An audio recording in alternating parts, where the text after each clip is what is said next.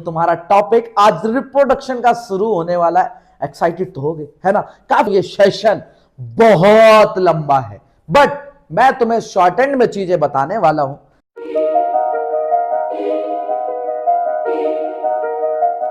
Hello प्यारे बच्चों, क्या हाल चाल भाई? बढ़िया, ठीक ठाक, मजेदार। तो अपन का आज का सेशन बहुत ही इंटरेस्टिंग और 10th क्लास तक इंतजार करते हैं कि जल्दी से पहुंचे और रिप्रोडक्शन के बारे में पढ़े।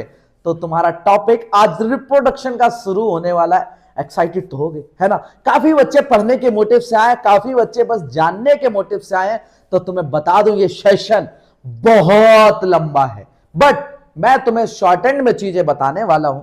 डिटेल चाहिए तो बता देना, मिल जाएगा डिटेल भी, कोई दिक्कत नहीं है। लेकिन बेटा, जिन चीजों की जानने की इच्छा होती है, जो चीजें जाननी चाहिए, और रिप्रोडक्शन एक्चुअल जो वर्क है आपका, मतलब सिलेबस भी पढ़ लेना है, अपने डाउट्स भी क्लियर कर लेने हैं, जो दिमाग में अक्सर चलती रहती हैं चीजें रिप्रोडक्शन को लेके, उसको आज समझना। और कुछ कॉमन से मिथ्स जिसको देख के तुम खुश हो जाते हो, वो आज थोड़ा सा चेंज कर देना। ऑफलाइन क्लास में एक्चुअल पता है मैं भी बड़ा सीरियस होकर ही पढ़ाता हूं, बट इधर है अपन तो कोई बात नहीं, मस्त। क्योंकि अभी भाई और बहनों से इतना कुछ वो नहीं कि हाँ हमारी सिस्टर्स हैं, हमारे ब्रदर्स हैं, छोटे छोटे बच्चे हैं। अभी मुझे पता है जानकारी लेने के लिए आए हो तो मस्त होकर सुनना, और तुम पढ़ने ही आए हो तो बहुत अच्छी बात, नहीं पढ़ने आए हो तब भी कोई बात नहीं। बहुत कुछ ऐसा जानोगे जो शायद तुम्हें नहीं पता। अब रिप्रोडक्शन मैं पढ़ाने जा रहा हूं तुम्हें 10th क्लास के। अगर रिप्रोडक्शन की बात करें तो स्टार्टिंग तो होता है प्लांट्स के रिप्रोडक्शन से, लेकिन उस पार्ट को मैं स्किप कर रहा हूं। पहले पढ़ा रहा हूं एनिमल रिप्रोडक्शन, मतलब ह्यूमन रिप्रोडक्शन। ठीक है, गधा गधी का नहीं पढ़ाऊंगा तुम्हें, ठीक है? तो बड़े ह्यूमन रिप्रोडक्शन तुम्हें पढ़ाने वाला हूं। ह्यूमन रिप्रोडक्शन की स्टार्टिंग समझना, चीजें समझना, क्या होता है, कैसे लड़का आता है, कैसे लड़की आती है, कैसे छक्के आते, सॉरी यूनक आते हैं, ठीक है, मतलब मिडल सेक्स, है ना? तो वो कैसे आ रहा है हमारा, ना बॉय ना गर्ल, और इसके अलावा एक्चुअल में रिप्रोडक्शन में होता क्या है, ठीक है? तो ये सारी चीजें समझना, और कुछ इंपॉर्टेंट क्वेश्चंस भी बताऊंगा, बट ये चीज तुम्हें सिलेबस की तरह कम लगेगी, अपना इंटरेस्टिंग टॉपिक की तरह ज्यादा लगेगा, ठीक है? अब ध्यान से सुनना बेटे, अगर हम बात करें मेल और फीमेल की, तो दिमाग सीधे सीधे एक जगह जाता है कि सर रिप्रोडक्शन का मतलब सेक्स है। हाँ, तुम कह सकते हो, लेकिन प्यारे बच्चों रिप्रोडक्शन का मतलब सिर्फ सेक्स नहीं होता। अब दिमाग से कुछ मिथ्स निकालते चले जाना। मिथ्स मतलब कुछ जो तुमने बना रखा ना बैठ के कि हाँ रिप्रोडक्शन का मतलब सेक्स, एकदम सीधे खुश है रिप्रोडक्शन पढ़ाएंगे अब तो सर, तो बेटा वो निकाल देना। यहां पे रिप्रोडक्शन का मतलब कुछ और है, और रिप्रोडक्शन की कहानी आज से वैसी नहीं चलेगी, थोड़ी सी साइंटिफिक हो जाएगी। अब साइंटिफिक कैसे? जब हम बात करते हैं मेल और फीमेल की, तो सबसे पहले हमें याद आता है कि शायद इंटरकोर्स होता होगा, मतलब मेल और फीमेल की मेटिंग होती होगी। हाँ, मेटिंग तक को बात तुम्हारी सही है, लेकिन बेटा ये बात पूरी तरह से सही नहीं है।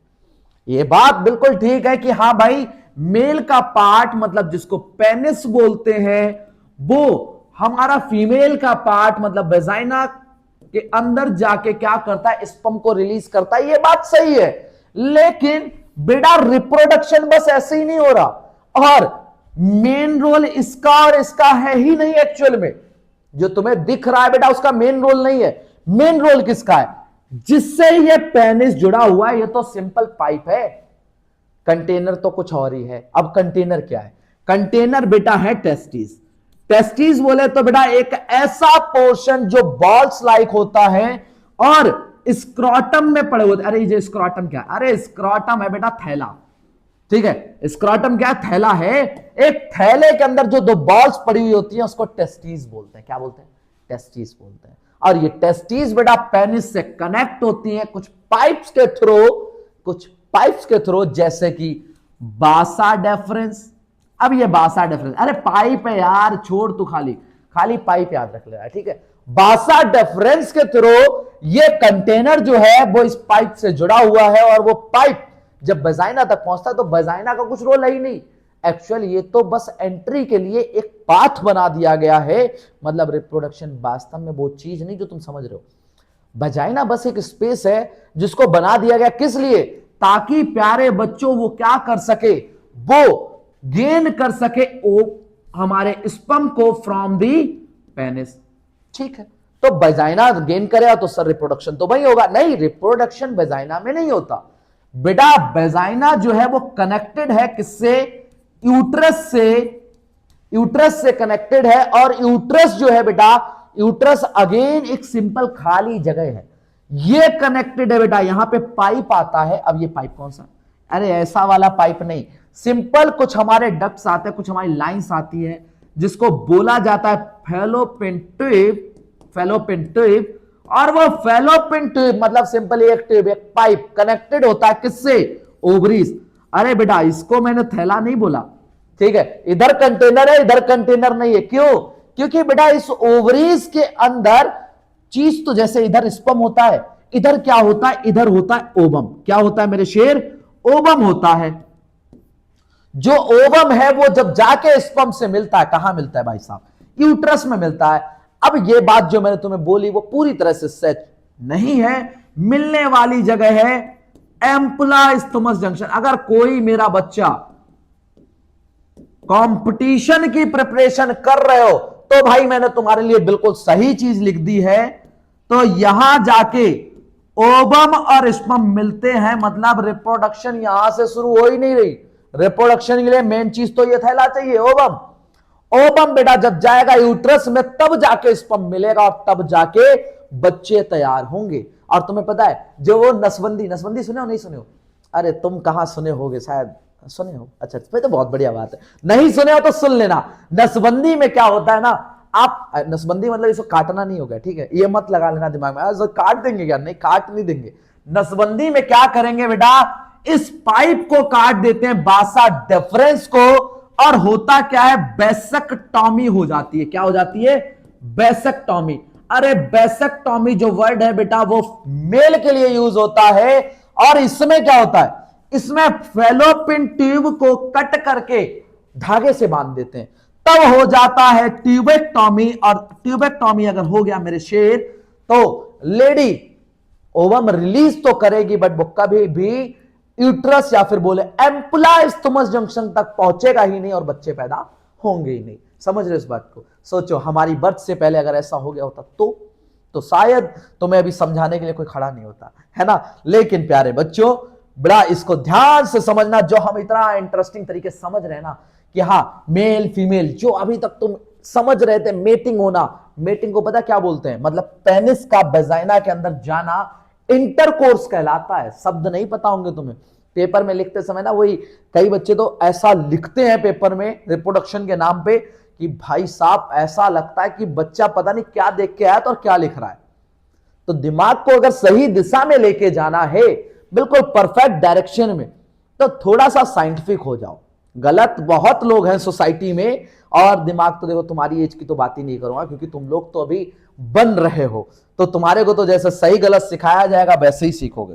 लेकिन कई बच्चों को ये चीज नहीं पता है, कई बड़े बड़े हो गए, वो सेक्स के नाम पे बस कूद पड़ते हैं। अच्छा ऐसा शब्द बोल दिया, तो बेटा इसको प्रॉपर तरीके समझो। अब ये समझो बेटा, जो स्पर्म है, स्पर्म और जो बेटा ओवम है, स्पर्म और ओवम के अंदर कैरेक्टर्स पड़े होते हैं। कैरेक्टर्स मतलब अरे कुछ ऐसी चीज जिससे डिसाइड होता है कि लड़का होगा या लड़की होगी। स्पर्म के अंदर जनरली दो तरह के क्रोमोसोम होते हैं। क्या होते हैं? क्रोमोसोम होते हैं। अरे सर क्रोमोसोम क्या होता है? अरे बेटा क्रोमोसोम एक डीएनए का पार्ट है। एक डीएनए में 23 पेयर क्रोमोसोम होते हैं। अब ये 23 पेयर कैसे? एक ऐसे डंडा और दूसरा बेटे ऐसे डंडा, दो पेयर्स होते हैं, जिसमें क्या होता है 22 पेयर्स सेम होते हैं, और बेटा दो अलग हो जाते हैं। मेल में एक्स वाई हो जाता है, फीमेल में बिल्कुल सेम, लेकिन जो ये लास्ट में है वो एक्स और एक्स हो जाते हैं। इतनी बात समझ आ गई मेरे शेरों? हां कि ना बेटा? बाकी सब सेम है भाई। क्या बदला? क्या बदला? बस एक चीज बदली। क्या बेटे? लास्ट में एक्स वाई की जगह आ गया एक्स एक्स। ठीक है, बाकी सब सेम है। जब इनकी मेटिंग होती है, मेटिंग तो किसी किसी के साथ भी हो सकती है, एक्स की एक्स के साथ भी हो सकती है। बेटा ओवम आ रहा है फीमेल से, तो एक्स एक्स जब बन जाता है तो लड़की पैदा हो जाती है। ठीक है सर, ये बात समझ आ गई। ये एक्स अगले वाले एक्स से भी मिल सकता था, हाँ सर ठीक है, तब भी क्या होगा, फीमेल होगा। ये 22 एक्स से मिल सकता था, तब क्या होगा, लड़का पैदा होगा। ये 22 एक्स से मिल सकता था, तब क्या होगा, लड़का पैदा होगा। दो केस में फीमेल और दो केस में मेल। लेकिन ये छक्के की बात कहां से आ गई, कभी कभी क्या होता है, ओवम जो है वो मूव नहीं करता, स्पर्म तो आया बाहर से, पेनिस के थ्रू पहुंचा यूट्रस तक, ये कभी मूव नहीं करता। अगर ये मूव नहीं करता तो कभी कभी क्या होता है बेटा, ओवम जो है, जो जनरली ऐसे दिखता है सर्कुलर इन शेप, उसमें आके स्पर्म जो है अटक जाता है। और स्पर्म जो है बेटा स्प्लिट होने की जगह, मतलब खाली एक्स या खाली वाई पहुंचना था, एक साथ दो स्पर्म के पहुंचने से, या फिर ये जो डिवीजन होके केवल एक्स टच होना था उसके साथ, डिवीजन नहीं हुआ, एक साथ एक्स और वाई पहुंच गए, या फिर दो स्पर्म एक साथ पहुंच गए, उस कंडीशन में क्या होता है, जो बच्चा है उसके पास क्रोमोसोम हो जाते एक्स एक्स वाई। समझ रहे हो, इधर से स्प्लिटेशन नहीं हुआ तब भी दिक्कत, इधर से स्प्लिटेशन हो गया था मतलब ये तो हट गया, इधर से दो जुड़ गए तो एक्स एक्स वाई। मान लो ये तो ठीक था, ये स्प्लिट हो गए, ये रहेगा, ये भी रहेगा, इनमें से एक चीज आ गई, ये हट गया, ये एक्स आ गया, तब ट्रिपल एक्स हो जाएगा। ठीक है, अगर बेटा इनमें से एक्स हट गया तो क्या हो जाएगा, एक्स एक्स वाई हो जाएगा फिर से। अब ये तीन कंडीशन, मतलब कोई एक चीज स्प्लिट होना भूल जाए तो बेटा एक तरफ से दो, एक तरफ से एक, तो तीन हो गए। जब ये क्रोमोसोम नंबर 23 पेयर का मतलब क्या होता है, 23 इंटू 2 46, 46 की जगह अगर 47 हो जाए तो मेरे शेर ना वो प्रॉपर मेल होता है ना प्रॉपर फीमेल, मतलब उसके मेमोरी ग्लैंड तो बढ़ेंगे बट बेटे उसके पास पेनिस भी होगा, और उसके जो टेस्टिस और ओवरीज होंगी वो बहुत छोटी होंगी, जिस वजह से ऐसा नहीं है उसके लिक्विड नहीं निकलेगा, लिक्विड निकलेगा बट बेटे वो फर्टाइल नहीं होगा, मतलब वो कभी बच्चे पैदा नहीं कर सकता है। ये बात समझ आई? तो अभी तक रिप्रोडक्शन को लेकर जो दिमाग में बैठा के रखा है तो उसे भूल जाओ, क्योंकि अभी बहुत कुछ सीखना है मेरे शेरों, जैसे कॉन्ट्रासेप्टिव्स के बारे में, रिप्रोडक्टिव हेल्थ के बारे में, जिसको नेक्स्ट सेशन में, मतलब अगर अभी तक तुम कॉन्डम का नाम सुन के चुप कराते हो, सभी को चुप हो जाओ, तो बेटे बता दूं सीनियर क्लासेस में, मतलब 10th क्लास में आके आपको उसे पढ़ना है डिटेल में, उसके कॉज लिखने, उसके तरीके लिखने, उसके बेनिफिट्स लिखने, उसके लॉस लिखने, तो पढ़ना तो पड़ेगा। और जो चीज दिमाग में हम लेके बैठे ना, अरे सेक्स मतलब तो कुछ और ही हो गया, तो दिमाग उतना मत लगाओ, मस्त होके पढ़ेंगे, सीखेंगे, और मिलते हैं फिर से नेक्स्ट सेशन में। तब तक के लिए बाय बाय टाटा, नेक्स्ट में मिलते हैं, ठीक है।